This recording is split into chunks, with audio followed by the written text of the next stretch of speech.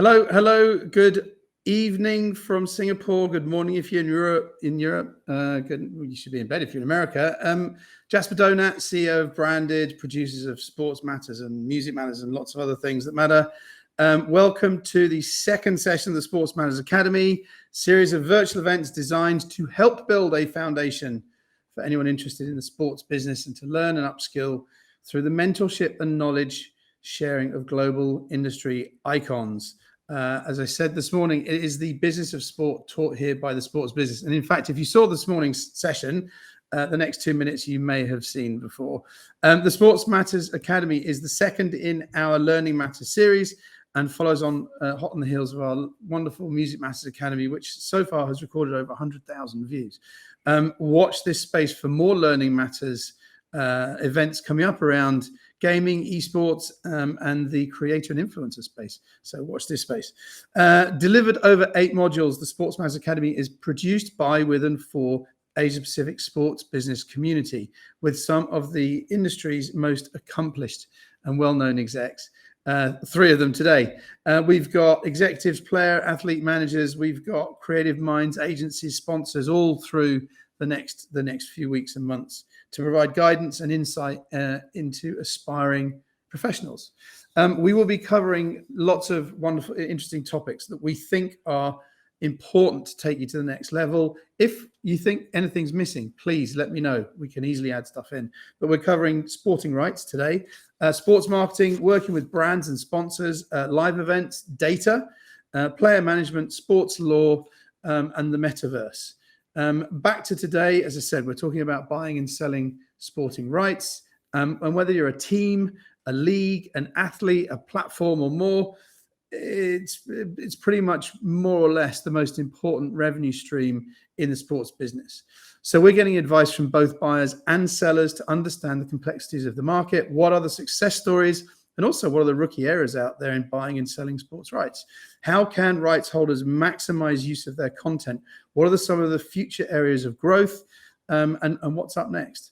The content is live, it's virtual, and it's fireside. So we want to hear from you. We want to make it interactive. We had some brilliant questions this morning, and most of them got asked. So please do. There's a little question box next to your screen there.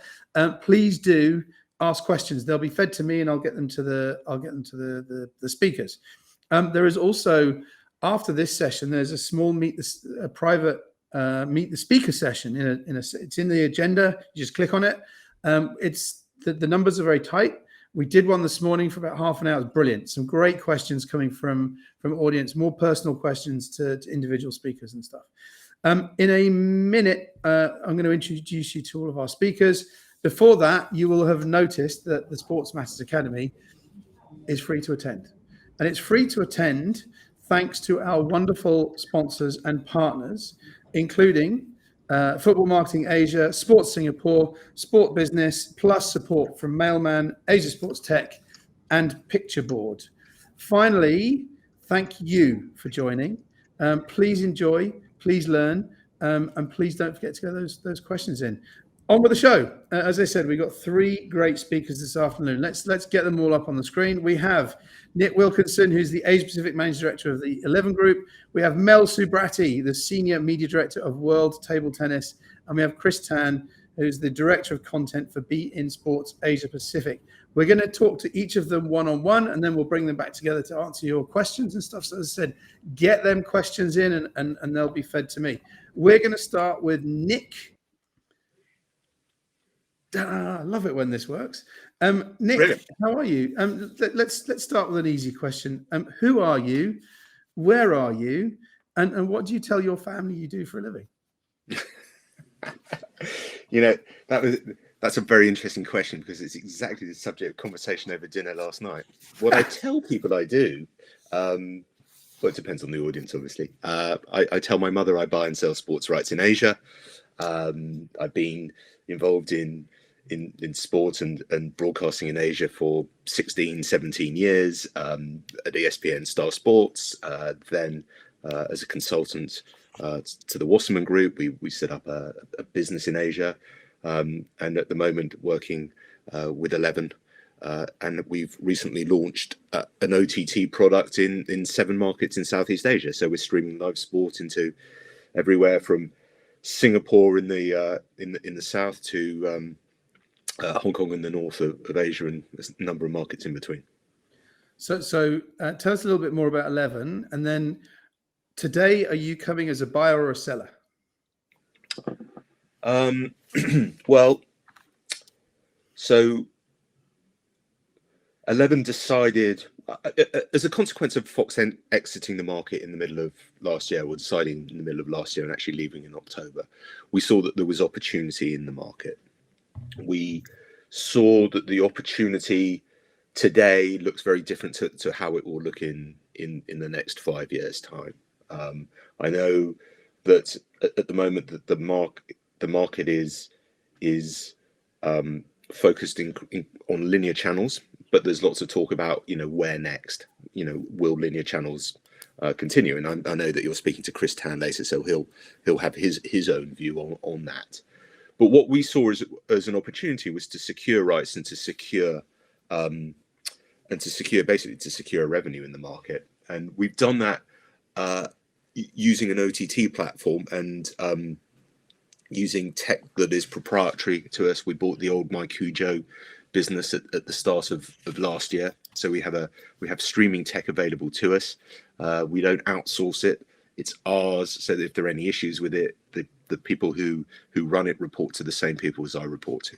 So it's a stable platform. It got rolled out in Italy in the middle of the year. It'll get rolled out in other markets in Asia, probably in Taiwan in the middle of this year.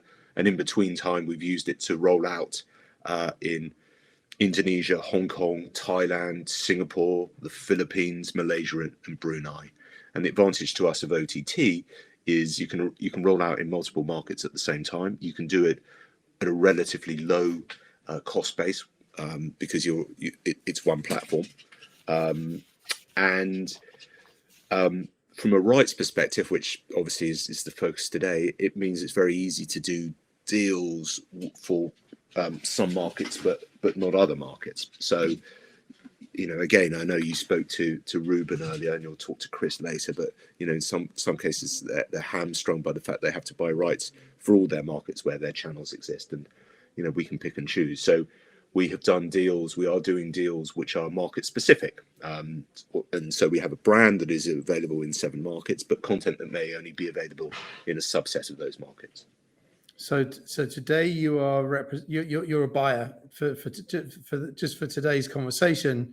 You're buying sports rights because we got Mel who's selling sports rights and Chris who's also buying. So it's just to make sure that we've got a good mix of. But you do ladder your stockings on the fence of both, right? Well, today I'm a buyer of sports rights, but the seller of sports services. So obviously trying to secure distribution for the 11 product in market. So I'm sure that both Mel and Chris would tell you that they've been both buyers and sellers, and I think people who've sat both sides of the fence make the best execs because they understand what's happening on the other side of the fence.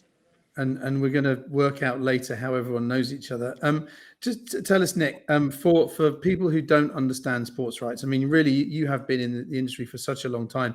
And I joked this morning that people say that Sports Matters is a little bit like an ESPN Star Sports reunion, because it is, because we all used to work there. But when we talk about sports media rights or rights, what are they? What are rights? Where do they come from? Who owns them? And why are they so important? Well, to answer your last question first, they're so important because they are the fuel that that fires up the engine. It is the thing that people want to watch, and it is the thing that people want to buy, and so that's why they matter. I think sports fans are different to other fans. They're much more focused on particular product. There is no such thing really as a sports. There are very few sports fans out there. There are football fans, or there are Sepak Takraw fans, or there are tennis fans.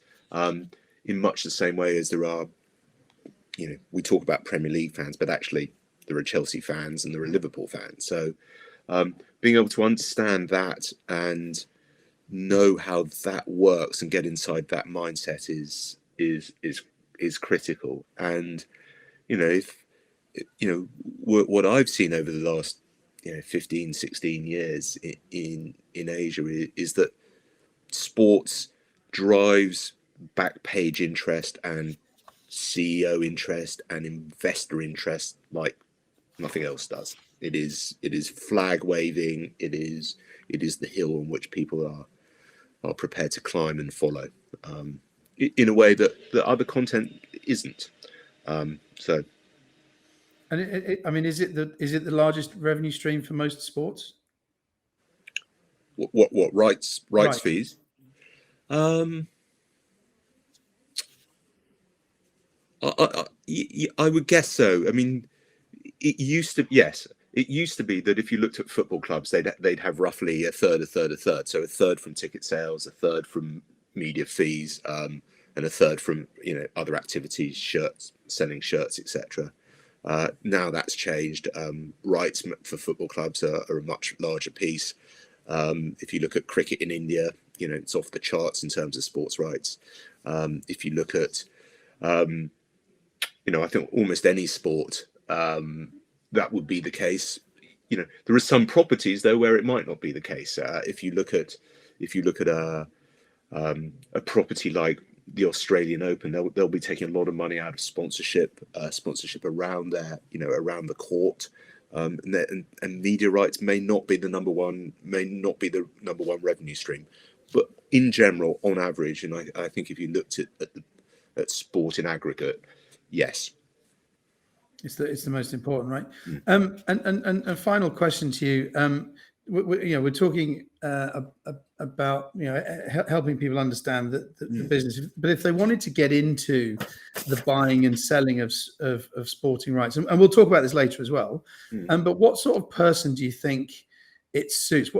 I mean, is it a highly technical job? Is it a relationship job? What kind of person is suited to rights? I think,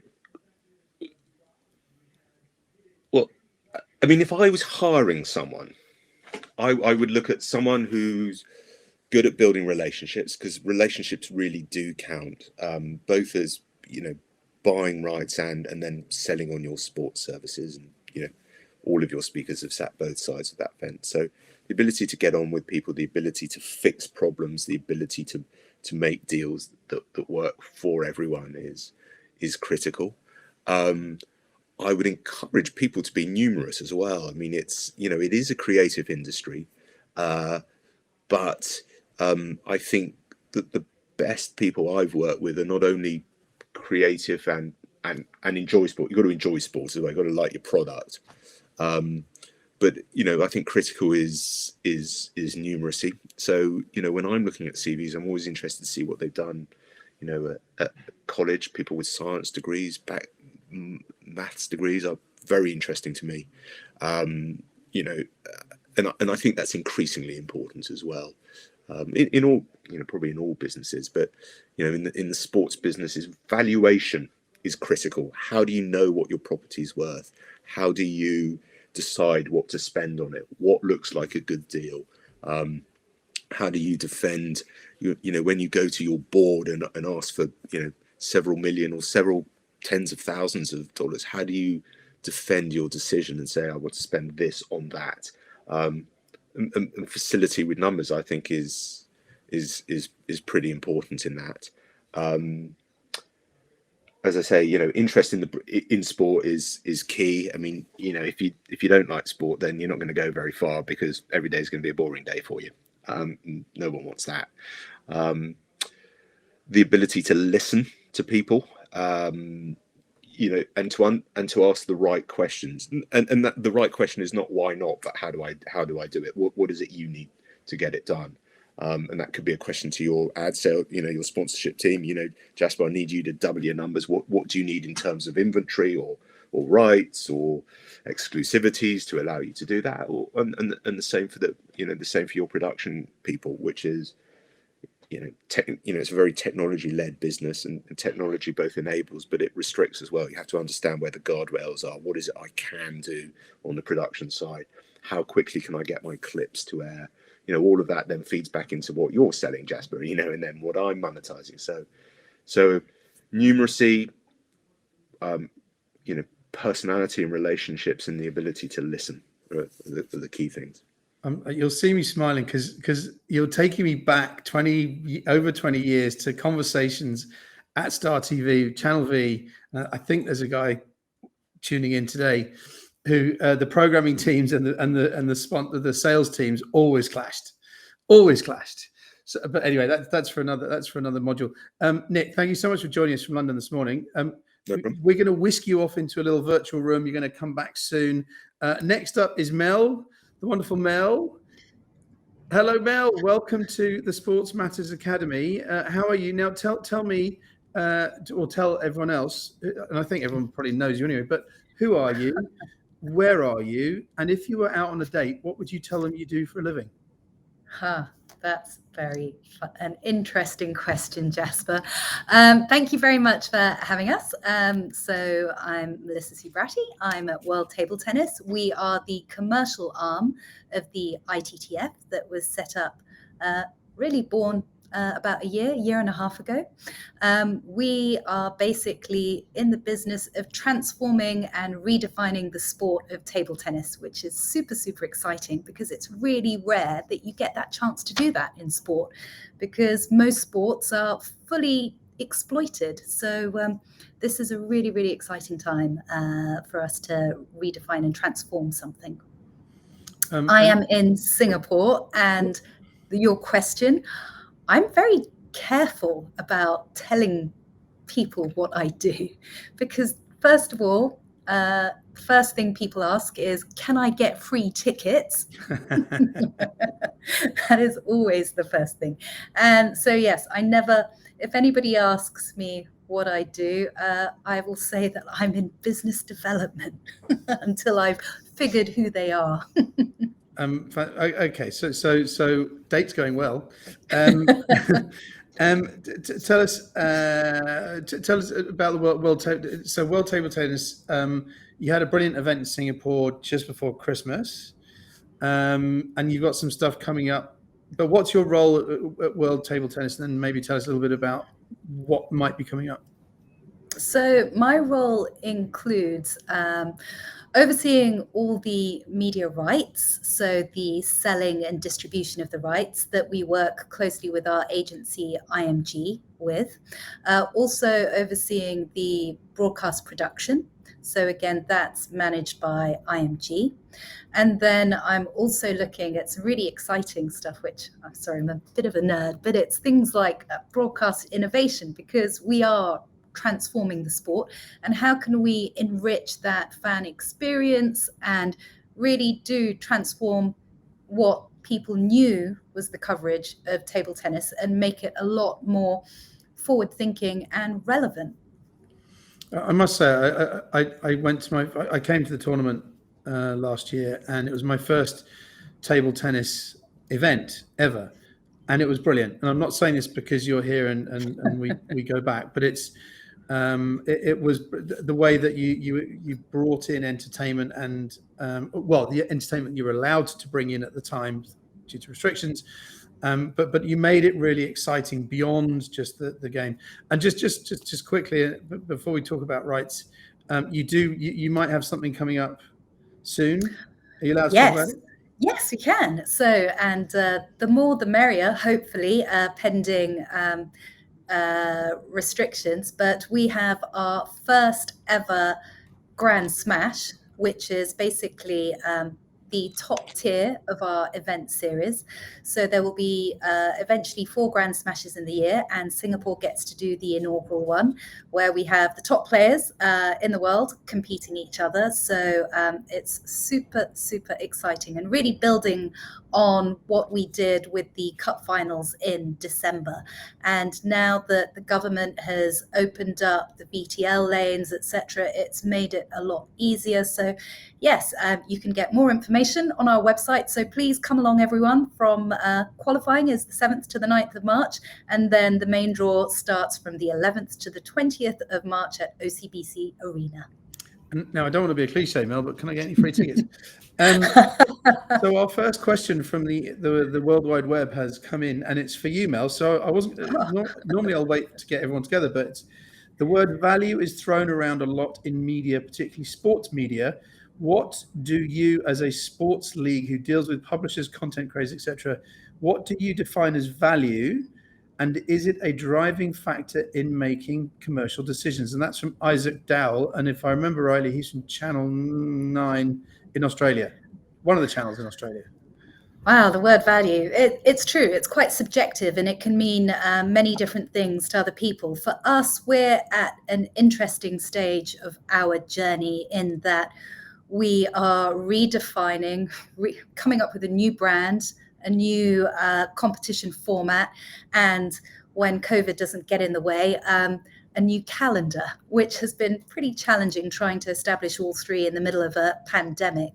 So when we think about how the sport had been covered before, how do we derive value? What do we give to our partners? So, for example, we have been working with creating specific, or working with them to create specific content for them for their platforms, whether it's localized shout outs with players, etc., creating different types of content, short form content, behind the scenes content. Our social and digital team are incredibly hardworking, led by our creative director. We're a very small team, but super, super talented, and the design team as well. That look and feel, trying to create something fresh, eye-catching. It's not just about, the live rights and the highlights. It's how do you tell the story of a sport that's been perceived or has known perceptions of being an Asian sport, for example. It's actually far more international. I mean, I certainly didn't know that before I came in. A recent example at the World Champs, you had Sweden winning the men's doubles, and you actually had a Swedish finalist in the men's singles as well. So it's not just an Asian sport. There are players from all around the world, and getting to know the players, their personalities, stuff off the table. So it's not just about the action. We've done things on social such as players' favorite songs on Spotify, etc., and just getting deeper insights. So lots of things to talk about in terms of adding value. And then kind of back to the main issue of subject of rights for World Table Tennis. I don't know how much you can declare on this, what have you, but how important is the rights income stream versus the others like sponsorship, merchandise, whatever? How important are you? It's subjective, and I think it's very much dependent on the actual sports property itself and its position in the market, because it's not apples for apples. If you look at a more established property like the Premier League or the NBA, the media rights income stream is a huge part of their international revenue. For us, yes, of course, money is important, especially from those nations that are established table tennis nations. But we're also trying to grow awareness and the reach. And because we haven't been able to have a full calendar this year due to the pandemic, etc., we've had to be creative because host countries or potential host countries aren't necessarily ready because of the pandemic. We're still, getting people to familiarize themselves in terms of what is WTT. So it's about striking a balance between the two in terms of getting enough revenue in for the value of the sport, but also growing the sport as well. So it really depends on the territory as well. If it's unknown, then we're not expecting a seven-figure rights fee in a market where there is no known athletic talent there, for example. So we have to be realistic and get a certain perspective on things as well. Fantastic. So I'm going to what we're going to do now is same with Nick. We're going to say thank you to Mel, and she's going to come back in the full group. Remember, please get questions in the chat box, and then we can ask the speakers as we go along. Up next, we have Chris Tan from beIN Sports. Chris, tell us, who are you? Where are you? And what do your family think you do for a living? Okay. Well, I'm Chris. I'm the director of content in the beIN Sports APAC. It's kind of difficult to describe what my family will say of me, but I do remember that at the customs in the UK, when the customs officers was asking my daughter, so what does your dad do? My daughter actually replied to say that he's a computer worker. So that might be the best answer to that question I've ever heard. Superb. So I've probably done, I think, sit in front of the screen, most of the time. But in all seriousness, I mean, I look after the research, programming, and acquisition departments within the APAC, the organization. So from that is that before, when we look into acquisition, it's not just about buying something; it's about what do you want to buy. So we always start off with a research. On a programming side, it's often, you can look at it from a product design perspective. You assemble a range of media products together, or what do you want to broadcast them? What do you want to put on either the linear side or the OTT side? How do you want to let people discover the content? So these are questions that we ask ourselves on the programming side of it. Then actually, you look into the acquisition part. Now, it could also be looking at which are the ones that you want to renew, which are the ones that you want to drop, which are the ones that you new sports that you're going after, building verticals and all that. Like in most recent season or this year, we're beginning to start building up, our tennis portfolio for the APAC region. And and so that usually we start off with looking at how the value chain of the media industry works, where and how, what kind of roles do we play meaningfully, not just for our partners, but also for the rights holders that we acquire the rights for.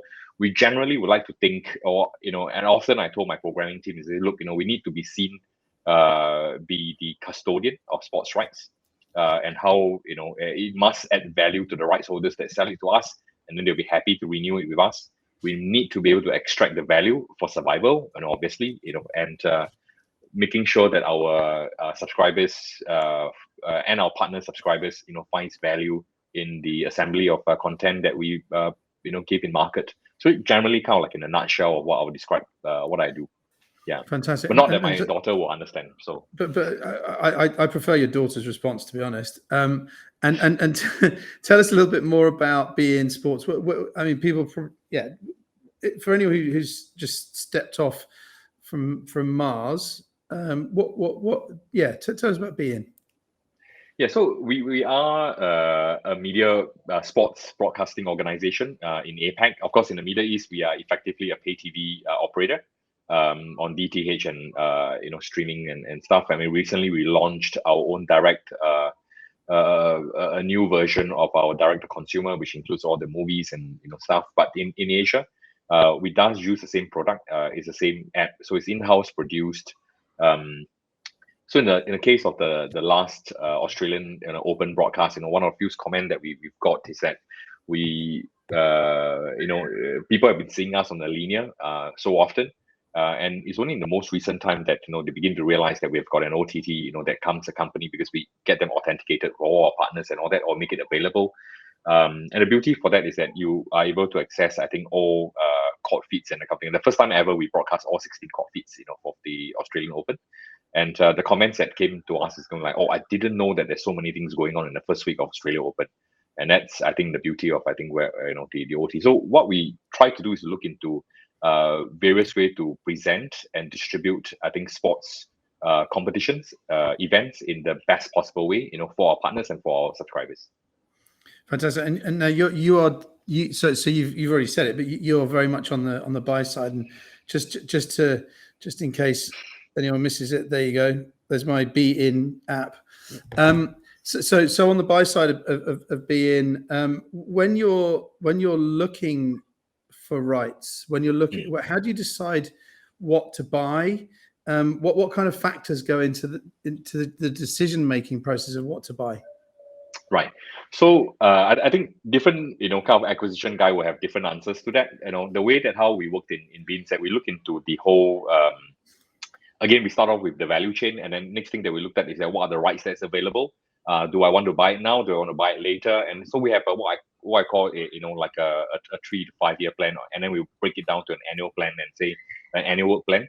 That these are the set of rights that are available. Do I aim for this first? And then if I fail on doing that, because it's not that you want to buy, that you can buy it. It could be that even sometimes that my price is better than the other guy, but my competitor may have a better distribution model, that fits the rights holders' objective. So money is actually not always something that is important, to the rights holders. That's something that I've learned in our, in the course of doing our work. It could also mean that who has got the better distribution. Like you rightly pointed just now, is that some rights holders may view that a good distribution will help them to secure better ad revenues or the billboard revenues and all that is coming in from the tournament itself. And so for us, that's something that we also learned in the beginning, and we realized that it's important for us to make sure that we are non-exclusive across all our markets, making sure that it's widely accessible as possible. So we capture, I think right now we are about in 16 million homes across the APAC region, and we're kind of like, that's one of the few KPIs, if you like, that we find that we tracked on a monthly basis.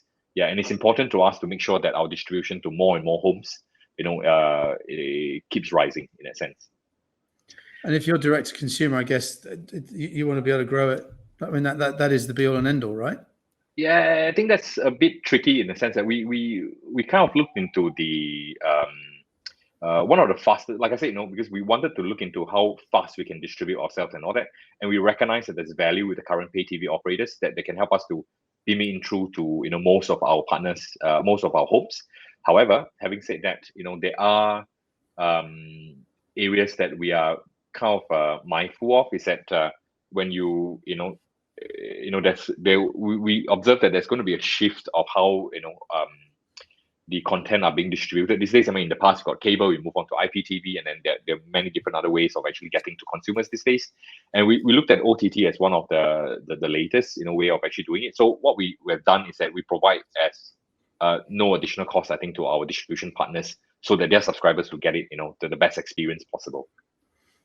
So Chris, I'm going to ask one more question, and then we'll bring everyone back together. And please, everyone in internet land, get more questions into us, because it's great to have the interaction. Now, this is a question that came from a friend earlier, the first session.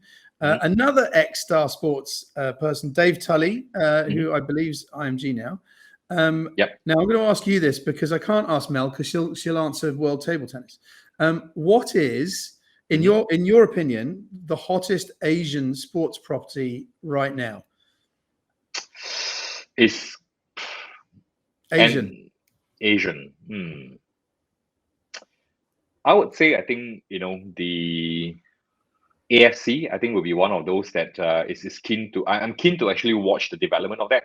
I think Nick is happy to probably have amassed that right, but we'll be keen to see how they develop that tournament, and they really have, I think, good operators, I think, behind it right now. So yeah, I'll be keen to watch what happens with that. Okay, nice answer. So thank you so much for joining us, Chris. You're going to stay there. Don't move. And by the magic of the internet, we're going to get Nick and Mel back. So look, thank you all for waiting so patiently in the back room. I hope you were taken care of. So a question first for you all, and this is from me, is I'm interested to know how, this is a small business, right? So how are you all related to each other? And Mel, I'm going to ask you that question of how does everyone know each other? Gosh, actually, I remember meeting Chris. You were MDA yes, first, and then yes. and then Nick was ESS when I first crossed paths with him towards the end of ESS, and then when I moved over here, I left StarHub. Chris took over my role at StarHub. Nick has worked with me, whether under his Wasserman remit, 11, etc. So yeah, it's a pretty small world. And Nick, you and Chris, is there a relationship there? I mean, we're in a bar. We're in a bar right now, just having a chat. I think it's a Wasserman, right? That when StarHub, where we seek Nick's advice, I think, on what he thinks of basically the world as we know it. No, absolutely. So when I was at Wasserman, we were consulting for StarHub, and there was a change of seat, and Mel left and Chris stepped in, so we worked together then. And obviously, Chris is doing acquisitions at a major broadcaster in Asia, and I'm doing acquisitions in what I hope will be a major broadcaster of a different kind in Asia. So we're both colleagues and competitors. I think just like everyone, and probably that you've spoken to today, has been either partners or competitors at some stage. Exactly. So I'm going to step out and just let the three of you keep on talking about sports rights and what have you. So let's start with you, Nick. How is the business changing? I mean, I think we talked about, you were talking about going linear to OTT to DTC. So OTT over the top and DTC direct to consumer. But how is the business changing? And what do you think? So anyone who's watching who wants to get into sports rights, what competencies do you think they're going to need in the future? You said what they need now, but is that going to change? So how's it changing, and what do people need to have?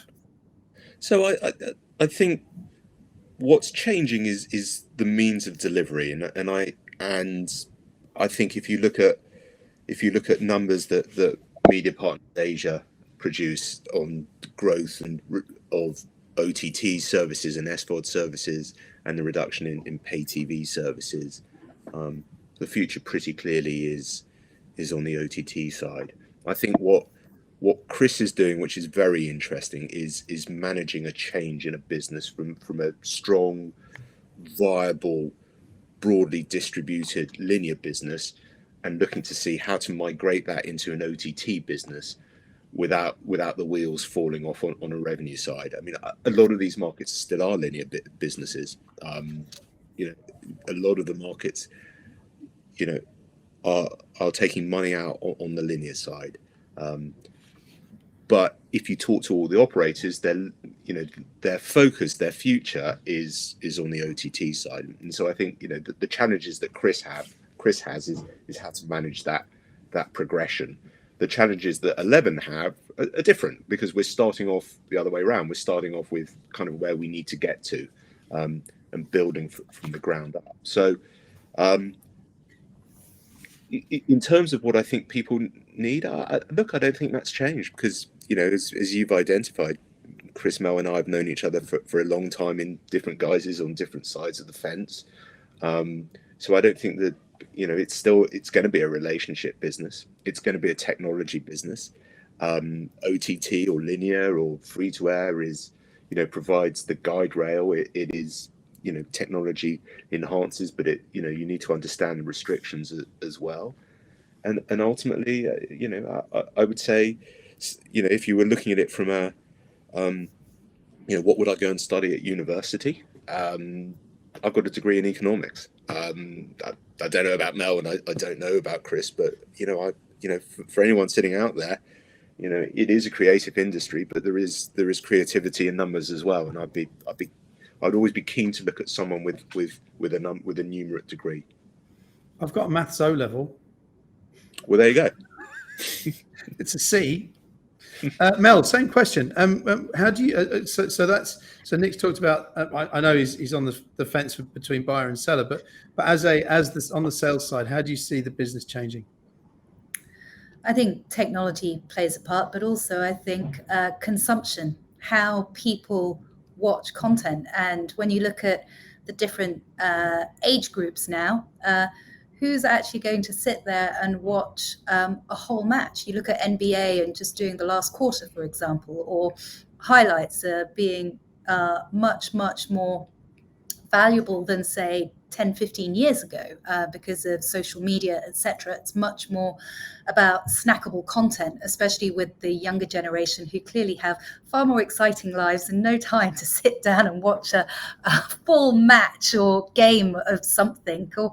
And it also depends on the time zone. So, if I think about UEFA Champions League, etc., or anything that's coming in from the other side of the world, I'm not going to stay up at 2 a.m. to watch it. So I will get up first thing and, check the highlights and catch up on things in that way. But I really do think as technology changes, and it's a lot of things when you think about Twitch, for example, and how they stream sports, and it's more about community as opposed to just you watching it by yourself. So you have watch parties, etc., and you could be watching something in Singapore and you could have friends watching the same match, on the other side of the world in, I don't know, Barcelona, but you'd be watching it together and chatting away, interacting on whatever platform that you're watching and engaging it that way. So, and especially in a pandemic where you can't easily fly over to the other side of the world and be there in stadium,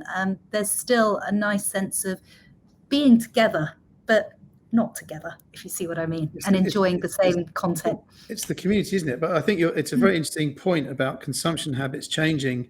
I mean, my daughter, nothing beyond 29 seconds on TikTok. So it's community, that generation, when they come in, you're right. Are they going to sit around for 90 minutes plus half time and stuff? Chris, same question to you. And then we got a question coming in from another ex-Star Sports colleague.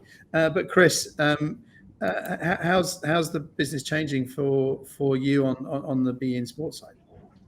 Yeah, so like what Nick has mentioned earlier, I think we started off, with in Asia and in our HQ, in the MENA region, being a pay operator, with DTH or with cable, partners, or with IPTV partners. But the shift right now is, I think we see that the consumer demands, I think, more from the broadcasters. I mean, the idea that you select or I feel almost guilty almost before the weekend, right, saying that no, we're going to drop this match, we're going to put up that one, and because I have 24 hours on a linear space, and the availability that I have is on the number of channels that I have that my operator, my distribution partner is willing to light up for us. Not everyone will light up like 10 channels for to broadcast all matches over the weekend. So in this case is that with the advent of, I think, the availability of the technology, OTT and all that, it enables us to kind of present, I think, the competition in its what I would call the full glory. Right now we are doing like all La Liga matches, all Serie A matches, all Ligue 1 matches, and in Ligue 1 matches we have French language as well. We can switch between that on our OTT platform. And that enables us to engage. Actually, we observe more people. And some at times, right, where we talked about like why did you want to put up this game over the other game? I should not mention the team, may offend people. And they went like, look, but the OTT does show that there is a good fan base, but you won't see it on the linear space. So sometimes we may have been censoring too much of the lesser known teams that we didn't kind of like figure that actually people don't mind watching them, or they may have a following in our certain territories and all that as well. So the OTT kind of enables us to look into stats and all that from a wider kind of angle, if you like, and we make more informed decisions and all that for our linear space. Because you maximize the time. Data matters. Yeah, data really matters. Yeah. There is an upcoming module on data at the Sports Masters Academy coming up, ladies and gentlemen, later in March. Mel, question to you here from the very young legend who is Julian Jackson at Star Sports. How important and I'm asking this because you mentioned this when you last talking. How important do you think that fan engagement will become for broadcasters and rights holders in going forward? And what engagement do you think would work best? I think it is important because we talk about community, we talk about fans, and we want people to feel part of it. It shouldn't be, us and them. I mean, it's their sport as much as it is ours that we're trying to help grow. So, I mean, there are lots of different ways of engaging, whether it's doing a live IG live session with players, or putting content out there for fans to interpret themselves. Our team have been experimenting, so things like a funny photo and asking people to put captions and interpret, and trying to be reactive and timely as well. Memes, etc. And if you put it out there, it's amazing how creative people can be and their different interpretations of things, and it's fun. So we should be fun with it. We don't just need to be thinking about results and who's the champion and all the rest of it. Everybody should just have fun. Good answer. Chris, question for you from Luke Woolley. With the growth of some of the local competitions such as the Singapore Premier League and One Championship, do you see more Asian sports content growing in the future? And he has added, of course, table tennis is one. And that's from Luke Woolley.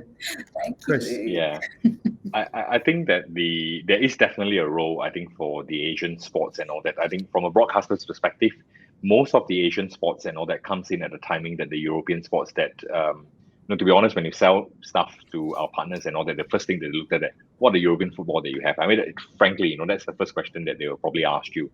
But the way that we looked at it is that how do we engage, our partners and all that, and we look into the timing of the games. And so, take for example, like our own grid system on the linear space. We do have got stuff like the A-League, that's coming in from Australia. We do have the MLS is coming in from America, and we've got the anywhere in between will be America, the football stuff that's coming from elsewhere. So it helps us to present ourselves as like you have a full-on weekend, full of activities and all that. Then I have got a problem with the weekday. This is actually where I see that most of the Asian sports actually do fairly well. Like example like the AFC and all that, where they've got the weekday tournament. Or for that matter, the Champions League, that we carry as well, but those again, they come in like what Mel has said earlier, it comes in at really late in the evening. But some games you'll be surprised on the number of people actually tune in to watch on the linear space.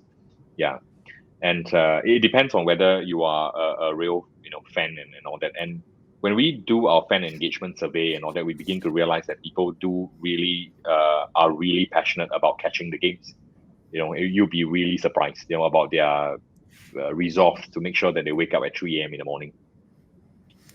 And Nick, I think I'm going to rephrase this question to you slightly. I mean, you're in London. I know that you have an Asia Pacific role, but how important is Asian sports outside of Asia? And I know Asia is a really dangerous word, right? I mean, it's 35 countries and different languages, what have you. But how important could Asian sports be outside of Asia? Before we get onto that, I want to pick up on something that Mel and Chris has said. I mean, I would agree completely with what Chris has been saying. We look at data is really important. Stats are really important.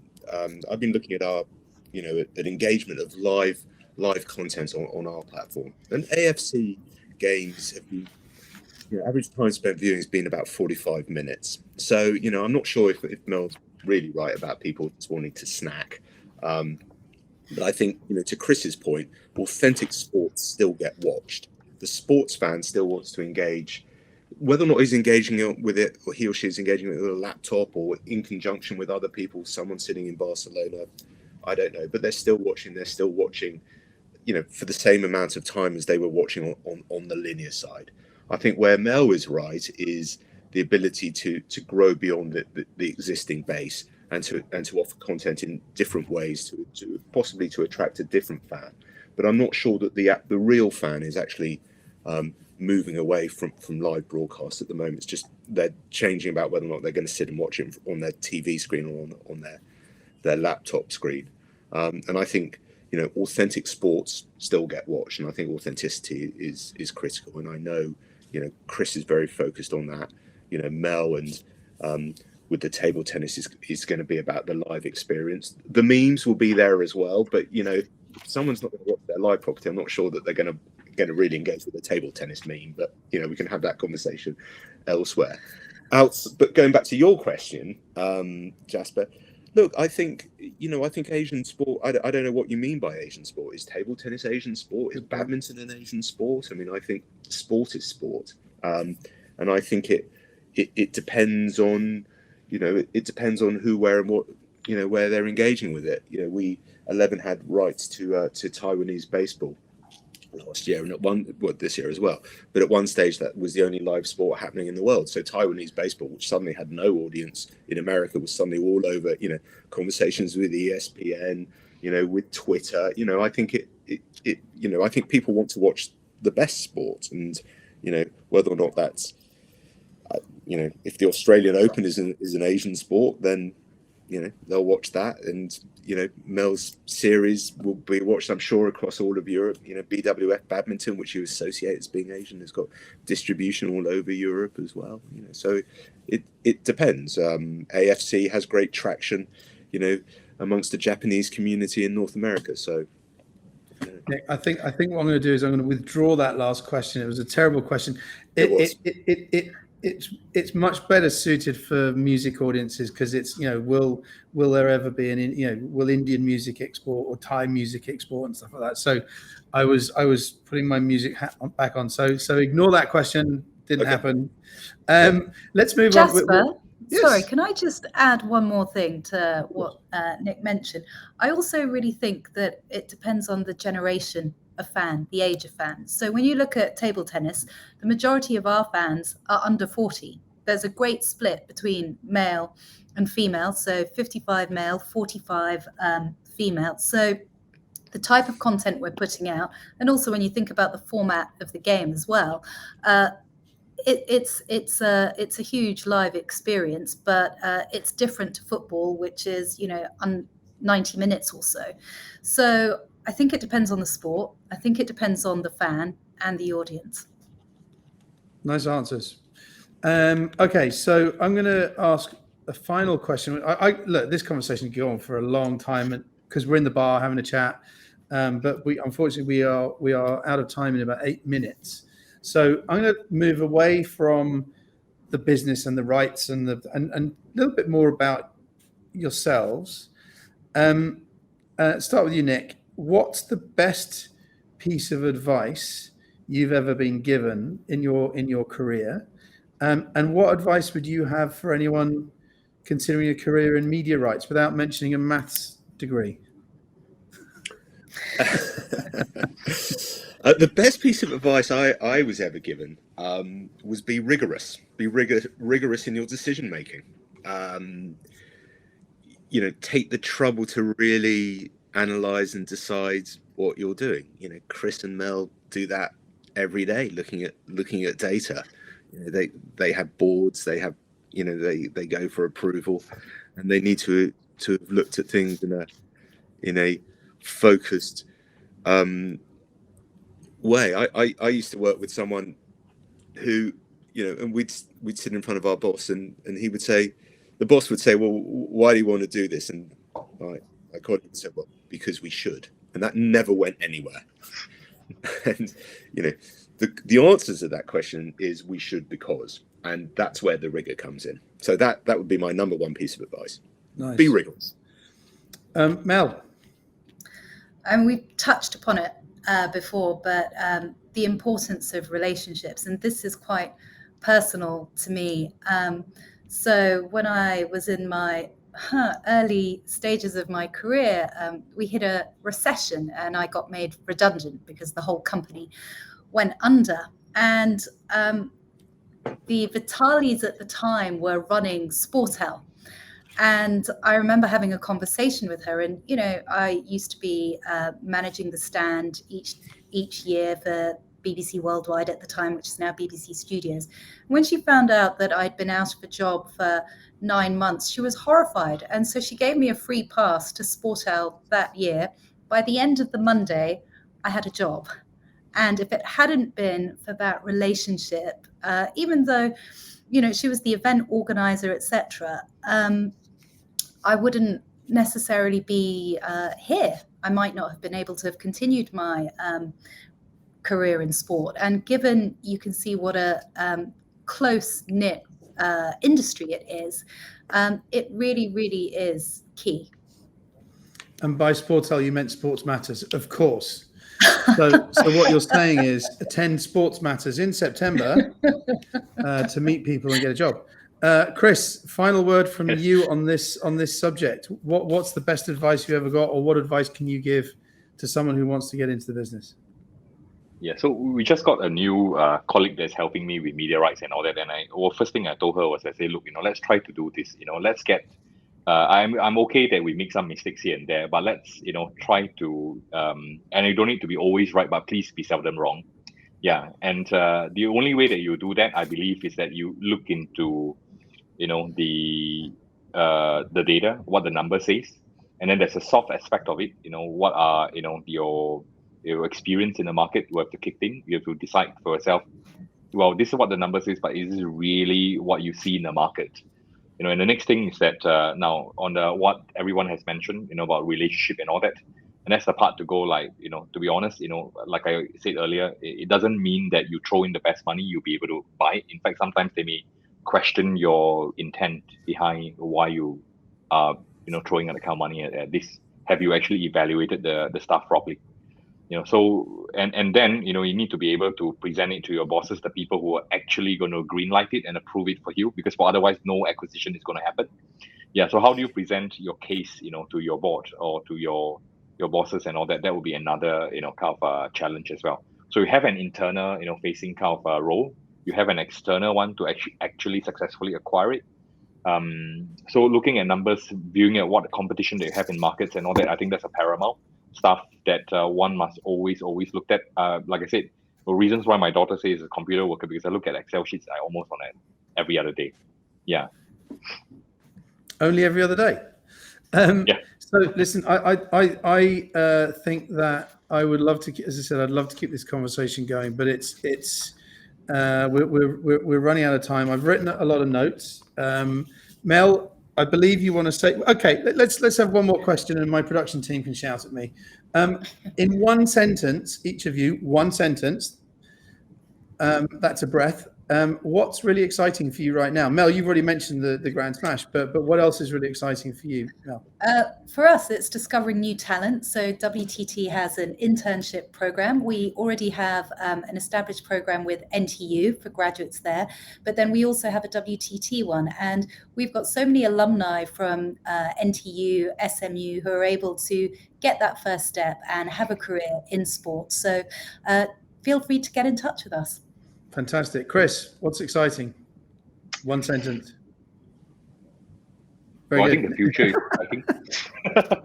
Sorry. Media, there's never a boring day. That's all I can say. Yeah. Never a boring day. Very good. Nick, what's exciting? Growing our business. And that was one sentence, unlike Mel's. That was three words. Yeah, so listen, thank you, the three of you. Thanks so much. As ever, I've written some notes here. We talked about being creative, numeracy matters, and having an maths O-level. Love your sport. We talked about evaluation and what's it worth and whether that's subjective and Chris, that kind of also goes back to what you were just talking about, presenting it to your board and having different stakeholders. We talked about that one of you said that the money's not so important. I'd love to see that presentation to the board. We talked about distribution matters, the future is OTT, consumption habits changing, and that came to age and whether it's snack or a la carte. Consumer demand, the consumer is in control, and this has been happening for a while. We talked about connecting, engaging, authenticity matters, data matters, age matters, be rigorous, relationships matter. But clearly sports matters, so I have to get the one in at the end. But thank you to Mel, thank you to Nick, thank you to Chris. Now, to all of you out there, you can still meet them all in the room, in the virtual room. Maybe it's going to be an ESPN-style sports reunion, who knows? You just go back to the agenda, click on the room, and you'll be whisked in there. But also, thank you to our sponsors. Thank you to all of our speakers today. We had two fantastic sessions. The next session is going to be in 2 or 3 weeks' time. It's on sports marketing matters, hopefully on March the 10th. And we're going to be talking about how to build your sports brand. And so some interesting speakers already lined up for that. So look out for that. But thank you so much for joining. And again, thank you to the speakers. We'll see you in the meet and greet. Asia, the new center of the world game. 1 in 2 football fans globally live on this continent. Here, homegrown legends rise and champions are crowned. Proud nations fly their colors, and tribes of fans in booming cities unleash their energy. Intense, diverse. Here, local is king. It's a new era of Asian football, a new type of fandom, a new chapter to an historic story.